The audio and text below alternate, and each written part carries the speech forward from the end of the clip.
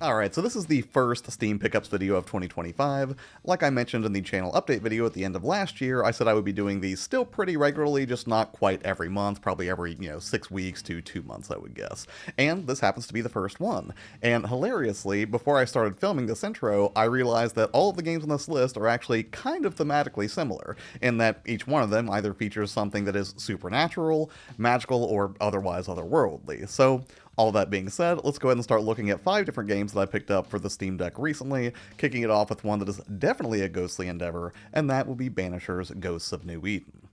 So, Banishers Ghosts of New Eden actually came out right about a year ago at this point. And it's unfortunately one of those games that caught my interest, but then I got distracted and forgot about it for whatever reason. And that's a shame, because this definitely should have stayed on my radar after having now spent some time with it. In Banishers Ghosts of New Eden, you'll be playing as a pair of, well, ghost banishers in an alt-history take on colonial America, Antea and Red. And after playing through the opening prologue, a series of events unfolds that splits the two, relegating Antea to the realm of the dead, while Red does his best to press on. Weak? Oh god. What have I done? But tragic as the relative loss of Antea is, it also opens up entirely new possibilities for their adventure. And in no time at all, you'll be working together once more to work through haunting cases, banish the roaming spirits that terrorize the denizens of New Eden, and ultimately avenge Antea herself, who has now been shuffled off the mortal plane. Not before I've had my revenge. Not before I've seen the nightmare defeated. By you and me both. On its face, it's not hard to make comparisons to similar adventure games in the vein of God of War or The Last of Us. After all, you're controlling a pair of adventurers through a pseudo-open, though largely linear world, and shifting between combat sequences, puzzle solving, and expository dialogue walks. But for both better and worse, it's not exactly a one-to-one comparison. For starters, this is a AA and not a AAA effort, and it definitely shows. While the world is artistically gorgeous to explore, and a lot of the actions that you've taken in similar higher profile games are there, from crafting to upgrades and skill trees, Banishers has more than a few rough edges. Combat is serviceable but not exceptional, and has a certain offness about it that's kind of hard to describe. Yes, you have the expected moves of an ARPG like light and heavy attacks, dodges and parries, and not to mention lock-on abilities, but they all feel just a little bit stilted. Not bad necessarily, just little things that you can't help but notice that hold the experience back a little bit. Things like an occasionally finicky camera, or questionable timing for your dodges when looking at incoming damage indicators that exist off-screen. These aren't deal breakers by any stretch, but they are noticeable enough to barely escape nitpicking territory and definitely warrant mention. In a nutshell, if you're expecting Kratos-like fluidity when engaging multiple foes, it's probably best to keep your expectations in check. But now that I've spent enough time picking it apart, I can tell you where Banishers really shines is in its characters, writing, voice acting, and overall premise. This is a fascinating game, and even with its slow burn opening hour and so-so combat, I couldn't pull myself away from it. Red and Antea are both tragic characters in their own ways, and despite their shared affection, they have very differing philosophies in how they approach their work, and the moral implications of their actions as they investigate and piece together the hauntings that pepper New Eden. Ghosts only bring misery, Red. Make no mistake, they steal life's essence from the living. It's richly detailed stuff, and it's clear the developers went above and beyond in crafting not just compelling characters, but also an interesting world within which they could play off of each other. And all of this detail is delivered through much more spoken dialogue than I was expecting, and environmental notes and details that are way more demanding of your attention. So while combat might be a little lackluster, it still offers plenty of intriguing value to work through. On the performance front, it's competent, but not exceptional on the Steam Deck. At the default resolution of 1280 by 800 and low settings, you'll comfortably stay close to 60 FPS most of the time. But if you bump it up to medium and beyond, or try docked at 1080p, you'll be looking at closer to 30 or 40. I'm confident you can find a middle ground to keep a steady 40 FPS, but even when bumping the visuals up, you'll still get a fair amount of blurriness in the environments. Artistically, the game looks both fantastical and grounded, but on a technical level I'd say the deck is a good way to experience Banishers, but certainly not the ideal way to take in all of the spectacle of a Spectre-ridden adventure. Also, one caveat if you do opt to play this on the Steam Deck, there's a hidden graphics driver warning that you can't see on screen that'll leave you stuck at the splash screen on the first load. Thankfully, I found a comment speaking to this on ProtonDB, and found that hitting the Steam button plus left on the D-pad allowed me to clear it, but it's something to take note of. And it's also kinda funny that a game about banishing ghosts has a phantom dialogue box to contend with just to get it to run, but I digress. Ultimately, after 4 or 5 hours, I'm pretty sold on this one, and I can't wait to spend more time with it. Sure, I've played more competent action games before, but I have not played any that make the concept of ghosts and hauntings feel so grounded and nuanced before, and on that merit alone, I'm pretty locked in. And while it won't please every third-person action-adventure fan, at the very least, Banishers Ghosts of New Eden is destined to become a hidden gem of sorts, and one that I'm definitely glad I could bring more attention to. But now let's turn our attention to a game that might also end up a hidden gem, but it absolutely shouldn't because it's incredible, and that would be Prince of Persia: The Lost Crown. So I'm showing up to this party about a year late at this point, but when it did come out last January, I was pretty sure it was going to be a good time. Not just because it seemed to have gorgeous art direction and fluid combat and platforming, but also because it seemed to be a reboot of sorts for the series, or, well, I guess another reboot, not too unlike Tomb Raider's refresh in 2013, and that caught my attention as a fun jumping on point. Especially considering that, like Tomb Raider, Prince of Persia 2 has a decades-long history going back to the late 80s and early 90s. But personally, I've only ever played later entries like the very well-received and soon-to-be-remade Sands of Time. And having now played it, I'm definitely looking forward to spending more time with this one as well because it surprised me in more than a few ways. In The Lost Crown, you'll take on the role of Sargon, a young member of a warrior clan known as the Immortals. And after the introductory sequence that showcases your abilities and sets the stage for this adventure, you'll travel to the cursed city of Mount Kaf to rescue the kidnapped Prince Hassan. And right from the literal jump, it's clear that you're in for a pretty wild ride. Moving Sargon is butter smooth to the point where even the simple act of moving left and right feels thrilling, and I spent a little bit of time just running back and forth continuously, admiring the animation of his quick turnaround and how that seemed to be a nice throwback to the same animation from the 1990 DOS port. Beyond admiring just how nimble Sargon is, that opening sequence is pretty thrilling as the rest of your immortals pop into and out of battle seamlessly to show up and assist you. And seamless is a great descriptor here because that fluidity permeates every element of the Lost Crown. Transitioning from a full-on sprint into a slide, jump, wall jump, or attack is effortless and completely responsive. And it needs to be because the rhythm of combat is fast. It's not unmanageably quick or anything, but this will definitely keep you on your toes as you bounce around the battlefield, slicing up your foes, parrying their attacks, and doing vengeful counters that look absolutely devastating and feel amazing every time. Even if the window for parries and counterattacks feels maybe a little too generous, but hey, I'm not complaining. Because even though you're nimble as all get out and ferocious to boot, so too are your enemies. And while the different types you run across don't really break the mold in any significant way so far, they're arranged in such a way to keep each encounter a challenge, and even low-level scrubs can send you to a swift end if you get sloppy. Beefier boss fights are thrilling as well as you memorize their attack patterns and stay attentive to their unblockable attacks, waiting for your opening. But it's not all combat either. In true Metroidvania fashion, you'll also be exploring labyrinthine environments, finding hidden treasures, and unlocking new abilities as you continue to progress.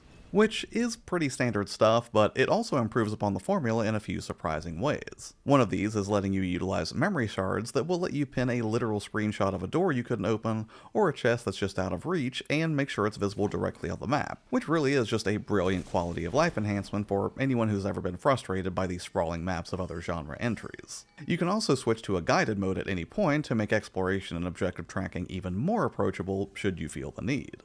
And all of this action and exploration is set against a straightforward but compelling story, all of which plays out in a vibrant world with a cast of very well voice-acted characters carrying all of those dramatic beats as you dive figuratively and, well, literally deeper into the mystery of Prince Hassan's disappearance. Sargon, you know her best.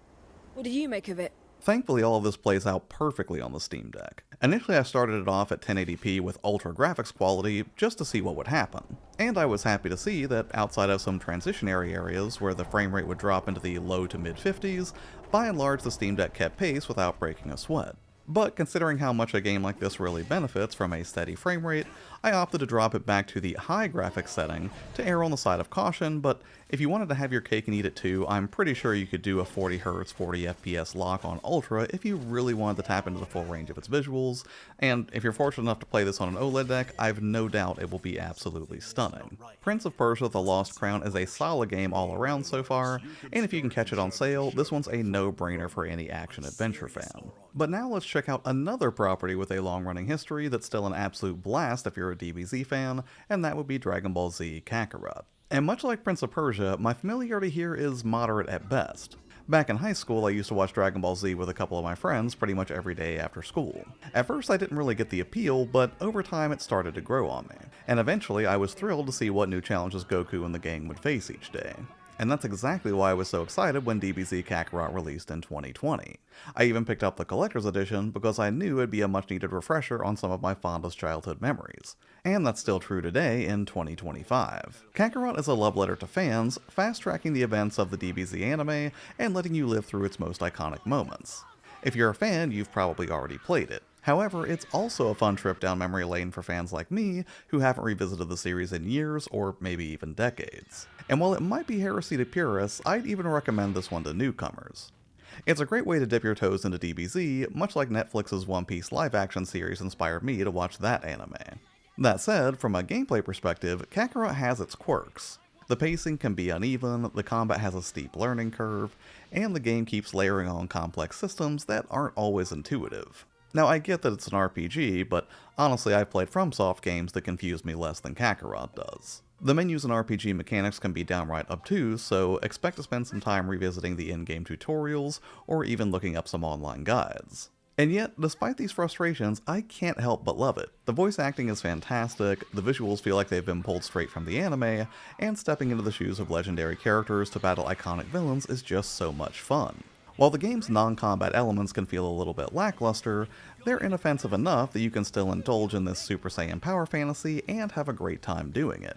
I'm happy to report that Kakarot runs well on the Steam Deck at 720p resolution, maintaining a steady 60 FPS most of the time. You might notice occasional dips while exploring the open world, but overall the visuals look stellar. It's such a vivid game that OLED Steam Deck owners are definitely in for a treat here. Also, I can say it has some improvements since the last time I played the demo on the Steam Deck, where now it's actually a verified title, and also there's some nice quality of life enhancements like auto-advancing dialogue if you don't want to keep pressing A during the dialogue exchanges. Ultimately, Kakarot may not appeal to non-DBZ fans, but if you are a longtime fan or someone who hasn't revisited the series in ages, again, it's a delightful, if somewhat flawed trip down memory lane. Next up, since we're already operating within the realm of anime-inspired visuals anyways, let's go ahead and look at a game that does nail the RPG elements with another sprawling behemoth of a game, Metaphor ReFantazio. And I actually grabbed this one as part of a double pack deal that included both this and Persona 5 Royal, which let me snag both games for right around $60. Released just a few months back from Studio Zero and Atlas, Metaphor is an RPG that clearly has its roots in the mechanics and structure of Persona, but definitely stands alone as its own thing. Which makes perfect sense considering that's what Studio Zero's function is, to focus on non-Persona original IP. Taking place in the fictional United Kingdom of Uchronia, you'll be playing as a traveling boy with the name of your choosing. As a member of the Elda tribe, you represent one of the rarest tribes within the kingdom. And while I won't spoil too much about how this fantasy story of political intrigue kicks off, suffice it to say you'll be in for a bit of a slow burn in that first hour or two. That's not a bad thing by any stretch, but true to form when it comes to Persona-esque RPGs in this vein, it'll be a little bit light on combat and mechanics until the world and its key players get fleshed out. Thankfully, each new layer of the story is more captivating than the last. Everything from learning about the different tribes to sussing out the motivations of new comrades that join your party is completely captivating. There's plenty of well-delivered dialogue to soak in as you get acclimated, and I definitely appreciate an auto-advance button for those sequences to keep from having to hit A over and over through some fairly lengthy dialogue exchanges. You know, when the late king took the throne, he was quite the idealist himself. But once it does let you off the leash to explore more widely and sample the combat, Metaphor definitely delivers. Every mechanic is well thought out and intuitive, and it does a great job of easing newcomers into the experience, especially if you've never played an Atlas RPG before. For those familiar with the Persona series, Metaphor will feel like a natural fit. Squad attacks, magic, bonds, and even a velvet room of sorts manifest pretty quickly. And while it's not unapproachable by any stretch, you'll definitely get your bearings more quickly if this isn't your first rodeo. However, for as many similarities with Persona as I could point out in my first few hours with it, there are a load of differences as well. For starters, the visuals, while stylish as ever, are a bit more muted than the hyper-saturated menus and character models you'd see in something like Persona 4 Golden. Its subdued earth tones reflect the more grounded fantasy world of Uchronia, offering a visual contrast to Persona's more vibrant neon palette. And the score is absolutely top-notch with sweeping orchestral melodies and operatic chants that swell at just the right moment for story beats and battle sequences. Speaking of, battles are also pretty streamlined. Sure, you've got the standard ability to attack a mob in the wild to gain advantage before throwing down turn by turn with your squad, but there's also a certain swiftness to it thanks to your ability to size up enemies on the field and forego a squad battle altogether in favor of just wailing on lesser enemies with your sword to end a battle more quickly. It's not quite as fulfilling as exploiting enemy weaknesses in a turn-based battle of wits, but it sure does cut out a lot of the tedium of grinding low-level mobs to buff your character for the challenges ahead. On the performance front, this one is a bit of a struggle for the Steam Deck. There's not a lot to adjust on the graphics configuration front, but ultimately I settled on leaving FXAA enabled and going for a low graphics quality setting at 720p. Doing so kept most battles in the 50 to 60 FPS range, but running around in the world I was wavering more between 30 and 40 FPS most of the time. It's probably a good candidate for locking the frame and refresh rates on the deck down to 40 for now, or more likely 30 if you can stomach it. Realistically speaking, there are only so many big, beefy RPGs that I can play at one time, but as soon as I finally wrap up Persona 5, I'll be sprinting back to Metaphor because everything I've seen so far is gorgeous, compelling, and thoughtful, with exactly the sort of polish you'd expect from an Atlas release. But now, let's wrap this up with some cosmic horror in the Sinking City. And I'll be honest, outside of maybe one or two shows I've checked out, I'm not the biggest fan of Lovecraftian horror. I'm aware of it, and when I encounter it and it's done well, I enjoy it, but by and large it's just not a subgenre I often encounter or seek out in any meaningful way. And when it comes to gaming, I haven't fared much better. I tried Call of Cthulhu a few years back, but found it to be a little bit too slow and meandering for my taste. However, The Sinking City did stick out for me and catch my interest not because of its Lovecraftian themes, but rather because it appeared to have a similar movement, exploration, and storytelling approach to a Silent Hill game. Throw in the fact that it also has some light combat elements and a setting of, well, a sinking city, and I was ready to dive into it immediately since I'm a big fan of locales that are mysterious and held hostage by natural weather elements. Right off the bat, or boat I guess, you'll be playing as Charles W. Reed, a private eye who's come to the mysterious and unsettling city of Oakmont, Massachusetts, hoping to find answers to the disturbing visions he's been experiencing. And in no time at all, you'll find yourself drawn into a deeper mystery as you start to get to know the city's inhabitants, the strange goings-on affecting those inhabitants, and contend with the ever-rising flooded streets as you work your way into its various districts searching for answers. Its opening couple of hours are a little bit slow as it keeps you primarily gated to the port area upon your arrival and forces you to solve a beginner case of sorts surrounding a missing person. At first this was a little bit off-putting, but as I started exploring the surrounding areas, piecing together clues, and building out my deductions as a private eye, it all started to click into place and I found myself really enjoying it. The bulk of your time is spent exploring and cracking cases. But as a cosmic horror game, you have more tools at your disposal than, say, just taking photos. While reviewing your casebook to piece together the bits of evidence that you found through conventional means like interviews and crime scene analysis, you'll also have access to special abilities like your mind's eye, which allows you to see hidden truths or glimpses of things that have already happened. But here's the rub. The more you lean on supernatural means of investigation or hang out near disturbing things like a nearby corpse, the more your sanity will drain, and in turn you might start seeing things that aren't there.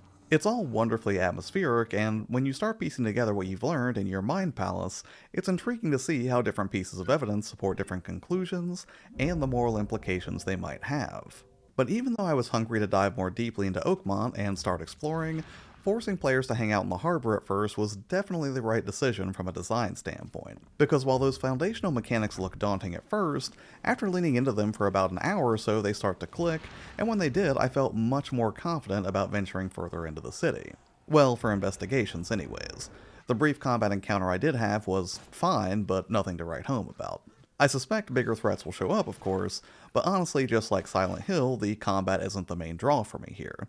Rather, I'm just excited to explore some unsettling horror in an artistically interesting environment, even if it's not quite up to snuff on a technical level. From a performance standpoint, I didn't have any control issues with the Sinking City on the Steam Deck, though you'll definitely want to tinker with the visual settings to find what works best for you. After some experimentation, I settled on a 1080p resolution and kept most of the effects at high, particularly for anti-aliasing to smooth out some of those jagged edges on character models that show up during dialogue sequences. And with these settings, I was able to keep a mostly flat 60 FPS, save for occasional dips when transitioning to dialogue portions or entering more complex environments. Overall, I can see why people enjoyed this game, even if it didn't quite blow critics away when it first dropped in 2019. And considering it did well enough to warrant a sequel that's releasing later this year, I'm definitely looking forward to hanging out with this game a little bit more, and ended up dropping it into my rainy day games collection to explore more fully at some point in the future. Now, out of all of the games on this list, if I had to pick only one that would be my top favorite, that would be kind of a tall order, but it would probably come down to a stalemate between Banishers Ghosts of New Eden and also The Sinking City. Neither of which are AAA titles or anything, but I give big points for originality, and I just had a really good time exploring both of these, and, you know, they definitely offered something that I had not really seen in a game before, at least not done that well in terms of cosmic horror, and also, you know, just exploring supernatural ghost stuff outside of, like, maybe Ghostbusters or something like that, I suppose.